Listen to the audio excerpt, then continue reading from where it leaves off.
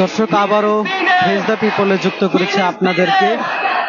আজকে চতুর্থ দিনের মতো অবস্থান কর্মসূচি পালন করছেন ইনকিলাব মঞ্চের যে অবস্থান কর্মসূচি, সেই অবস্থান কর্মসূচি তারা চতুর্থ দিনের মতো আজকেও পালন করছেন।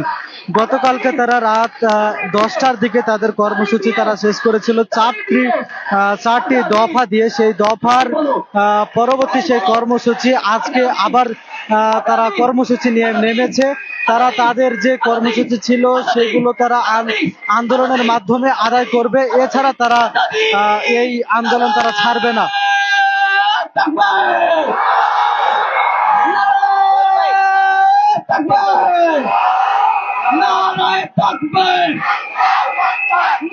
গতকালকে প্রাইভেট বিশ্ববিদ্যালয়ের 3টি প্রাইভেট বিশ্ববিদ্যালয়ের শিক্ষার্থীরা তারা এই আন্দোলনে অংশগ্রহণ করেছিল। আজকে আরো কিছু প্রাইভেট বিশ্ববিদ্যালয়ের শিক্ষার্থীরা তারা অংশগ্রহণ করেছেন। আজকে মানারাত বিশ্ববিদ্যালয়ের শিক্ষার্থীরা সহ ড্যাফোডিল ইউনিভার্সিটি এবং অন্যান্য প্রাইভেট বিশ্ববিদ্যালয়ের শিক্ষার্থীরা তারা এই অবস্থান কর্মসূচিতে অবস্থান নিয়েছেন। এছাড়াও আপনারা জানেন, চট্টগ্রামের নিউ মার্কেট সহ বাংলাদেশের বিভিন্ন প্রান্তরে এবং বিভিন্ন জেলাতে বিভিন্ন যে বিভাগ রয়েছে, 8টি বিভাগ, সেই বিভাগগুলোতে তাদের এই কর্মসূচি আন্দোলন তারা চালিয়ে যাচ্ছেন। আজকে জানেন যে রাজশাহীতেও এই আন্দোলন তারা করছেন। সেই আন্দোলন নিয়ে আসলে বিভিন্ন রকম সমালোচনা হলেও তারা আসলে পিছপা হয়নি। তারা তাদের যে এই বিচার, শহীদ হাদির যে বিচার, সে খুনিদের বিচার, সে বিচার না আদায় করা পর্যন্ত তারা এই আন্দোলন ছেড়ে যাবে না।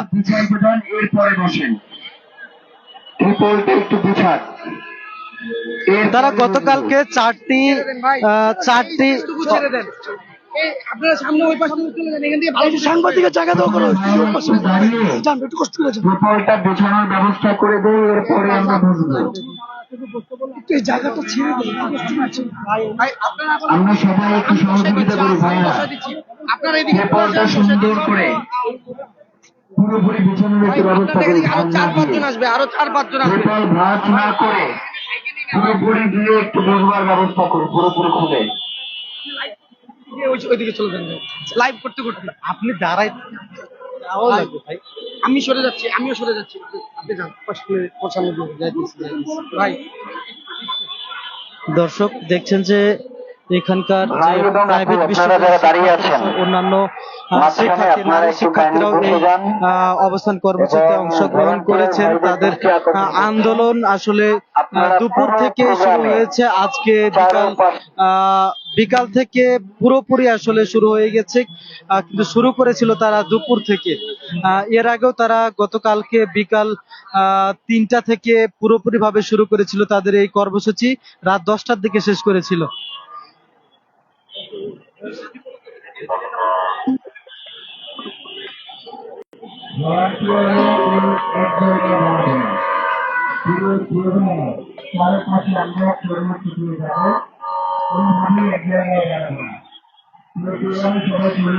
দর্শক, কালকে তারা 4টি দফা দিয়ে তারা তাদের সেই কর্মসূচি শেষ করেছিল। সেই 4টি দফা হচ্ছে খুনি এবং খুনিদের সহায়তাকারী এবং সহায়তাকারী সহ ফ্যাসিস্টের দোষর যারা রয়েছে তাদের বিচার করতে হবে, এবং ভারতে যারা পলায়ন অবস্থায় রয়েছে এবং শেখ হাসিনার সাথে যারা এই ফ্যাসিস্ট বা খুন হত্যার সাথে জড়িত ছিল তাদেরকেও গ্রেপ্তার করতে হবে, এবং ভারতে যারা এখন অবস্থানরত অবস্থায় রয়েছে তাদেরকে বাংলাদেশে ফেরত পাঠাতে হবে, এবং ইন্টেলিজেন্সিতে ঘাপটি মেরে থাকা সকল ফ্যাসিস্টের দোসরদের এনে তাদের উপর মামলা দায়ের করে তাদের বিচারের আওতায় নিয়ে আসতে হবে। এই কয়টি আসলে তাদের যে দফা নিয়েই তারা তাদের কর্মসূচি তারা শেষ করেছিল।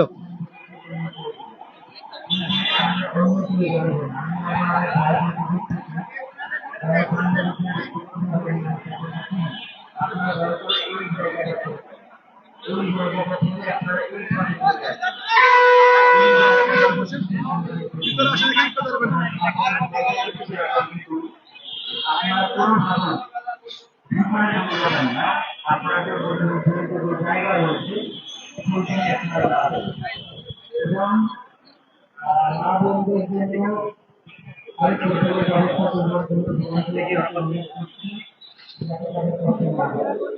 তারা এখানে বিভিন্ন রকমের স্লোগান দিচ্ছেন। স্লোগানেই আসলে তাদের এই আন্দোলনটা চালিয়ে নিচ্ছেন।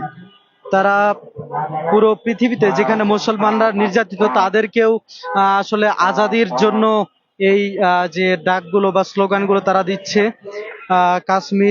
কাশ্মীর, বসনিয়া, উইঘুর, চেচনিয়া সহ ফিলিস্তিনে যারা নির্যাতিত মুসলমান তাদের জন্য যে আজাদি দরকার, সেই আজাদির জন্য তারা কিন্তু আজাদির ডাক দিচ্ছেন। এসহ বাংলাদেশে যারা ফ্যাসিস্ট তাদের হাত থেকে মুক্তি পাওয়ার জন্য আসলে সে আজাদির ডাক দিচ্ছেন। এছাড়াও তারা নারায়ে তাকবীর, আল্লাহু আকবার স্লোগান এবং অন্যান্য জুলাই আন্দোলনের যে স্লোগানগুলো ছিল সেই স্লোগানগুলো তারা দিচ্ছেন। এই স্লোগান দিয়েই আসলে তাদের এই অবস্থান কর্মসূচি তারা চালিয়ে যাচ্ছেন।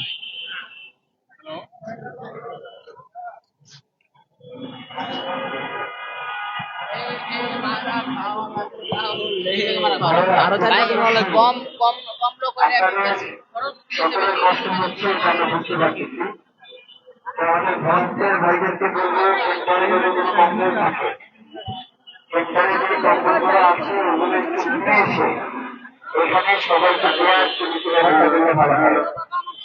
সেন্টারে যে কম্বল রয়েছে সেগুলো একটু সবাইকে এসে ঘুরে দেওয়ার ব্যবস্থা করলে ভালো হয় এবং নিরাপত্তার স্বার্থে আমার মা বোন যারা রয়েছে তারা হিসাব করবে, কিন্তু এদের বাইরে আমার যারা বাবা এবং ভাইরা রয়েছেন আপনারা কেউ মাস্ক কিংবা মুখ ঢেকে রাখবেন না।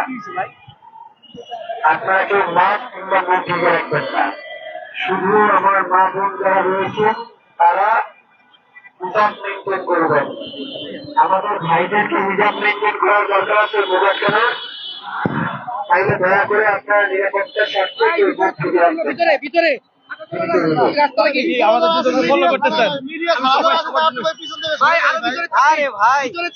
সামনে লোক আছে, পিছন দিকে যাই, এদিকে মানুষজন হাঁটা চলা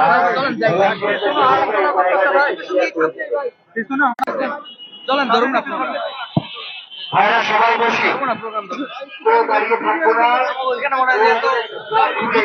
দর্শক, এই মুহূর্তে ইনকিলাব মঞ্চের সদস্য সচিব আব্দুল আল জাবের এবং ডাকসুর নেত্রী জুমা সহ রাকসুর জিএস সালাউদ্দিন আম্মার এবং কন্টেন্ট ক্রিয়েটর রাফি, এছাড়াও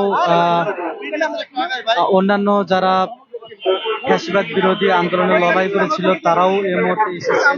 আন্দোলন তারা চালিয়ে যাচ্ছেন।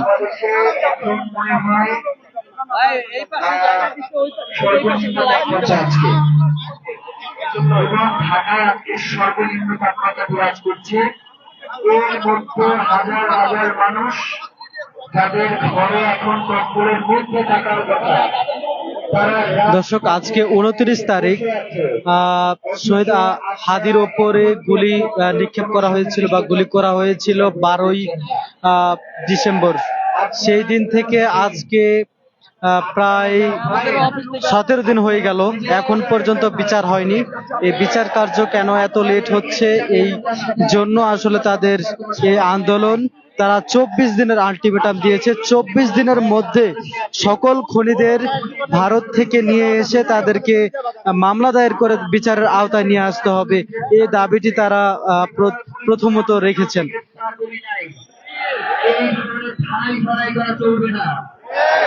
জনগণকে কোনোভাবেই বিভ্রান্ত করা চলবে না। একটা রাষ্ট্রের কখনোই সুযোগ নেই তার নাগরিককে বিভ্রান্তির মধ্যে রাখা।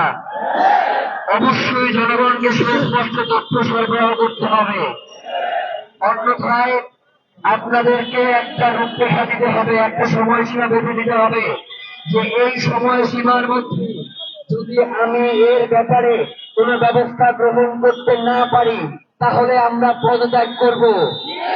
এই জনগণ আপনাদের পদত্যাগ চাইবে না, আপনারা নিজেরা ঘোষণা দিবেন আমরা পদত্যাগ করব।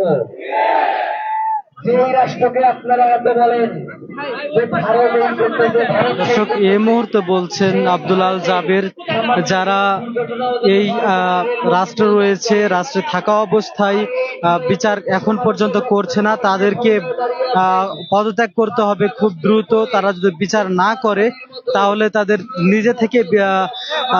নিজে থেকে তাদেরকে তাদের যে উপদেষ্টা পদে আছেন সেখান থেকে তাদেরকে বের হয়ে আসতে হবে, তাদেরকে পদত্যাগ করতে হবে। তাছাড়া তাদের কোনো রাস্তা নাই। এরকম সহ বিভিন্ন রকম তিনি হুঁশিয়ারি দিচ্ছেন যে এই হত্যার বিচার না করে উপদেষ্টারা আসলে সরে যেতে পারবে না, তাদেরকে বিচার কার্য করেই আসলে তাদেরকে তাদের আসন থেকে সরে আসতে হবে, এছাড়া কোনো উপায় নাই। মিডিয়া ভারতের সাথে সকল ধরনের যোগাযোগ আমরা চাই। আমরা তো কোনো ধর্মবন্ধ রাষ্ট্র নাই, আমরা তো বাংলাদেশকে ভারতের বিভক্ত দেওয়ার জন্য আমাদের শরীরের রক্ত ভয় নাই। তাহলে আজকে আপনাদের এত কিসের ভয়? ভাই মিডিয়া ভাই আপনি একটু পিছিয়ে আসেন, এই লোকজন কিন্তু এখানে দাঁড়াচ্ছে আপনাদেরকে ধাক্কা দিচ্ছে। প্রিয় ভাইয়েরা, ইদানিং ফেসবুকে অনেক কিছু দেখছি। ওই জুলাইয়ের সময় বলতো না, যে তোমরা একদিন যা চাইছো তার সাথে আমি কিন্তু এখন তার সাথে নাই। ধরে নাই জুলাইয়ের সময় মেট্রো রেল নিয়ে কান্না করে নাই।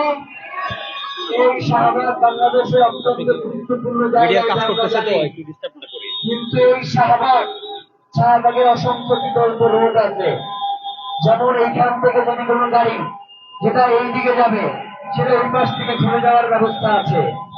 এইখান থেকে যে গাড়িটা এই দিকে যাবে সেটা ওই পাশ থেকে ঘুরে যাওয়ার ব্যবস্থা আছে। এই শাহবাগের সাথে দর্শক গতকালকে জানেন যে শাহবাগ চত্বরে পুরোটাই ঘিরে ফেলা হয়েছিল, যার কারণে গাড়ি চলাচল আসলে খুবই সমস্যায় পড়তে হয়েছিল। সেজন্য তারা রাস্তার দুইটি সাইড, অর্থাৎ পিজি হাসপাতালের নিচে যে মেট্রো রেলের সিঁড়িটি রয়েছে তার নিচ দিয়ে যে রাস্তাটি, সে রাস্তাটি খুলে দেওয়া হয়েছে। সেখানে কোনো মানুষ নাই, যেন গাড়ি চলাচল করতে পারে, এবং মেন রাস্তার যে চলাচলের জন্য জায়গাটুকু রয়েছে বারডেম হাসপাতালের ওখানে, সেই জায়গাটুকু আসলে ছেড়ে দেওয়া হয়েছে গাড়ি যেন চলাচল করতে পারে, কোন রকম যানজট যেন না তৈরি হয়। সেজন্য আসলে তারা আজকে কিছুটা পরিবর্তন এনেছেন তাদের এই কর্মসূচিতে। বিচার নিশ্চিত না করা পর্যন্ত এখান থেকে কেউ যাবে না। প্রিয় ভাইয়েরা, আজকে বাংলাদেশে এই ঢাকা শহরে সর্বনিম্ন তাপমাত্রা বিরাজ করছে। আমি তো মনে করি বাংলাদেশের কোন উপদেষ্টা বর্তমানে কেউ নাই যিনি এখানে এসে দাঁড়াবেন আপনাদের সাথে। তারা তো এখন কম্বলের নিচে শুয়ে আছে, তাদের রাষ্ট্র তো এখন কম্বলের নিচে ঘুমায়। রাষ্ট্রের পাহাড়দার হয়ে জনগণ আজকে এখানে এসে দাঁড়িয়েছে। দর্শক 5 তারিখ থেকে তিনি বলছেন যে যারা উপদেষ্টা রয়েছে তারা ঠান্ডার সময় আসলে ল্যাপের নিচে শুয়ে আছেন, তারা দেখছে না বাইরে কি হচ্ছে, বিচার করছে না। শহীদ ওসমান হাদির খুনের সাথে যে রাঘব বোয়ালরা জড়িত রয়েছে বলে আপনারা মনে করছেন। দর্শক এই ছিল বর্তমান শাহবাগের ইনকিলাব মঞ্চের অবস্থান কর্মসূচির সর্বশেষ অবস্থা। এতক্ষণ আমি আপনাদের সাথে যুক্ত ছিলাম, আমি মোহাম্মদ শহীদুল্লাহ। আবারও লাইভে যুক্ত হবেন এই আশা আমন্ত্রণ রইল। আমরা আজকে এই শহীদ হাদি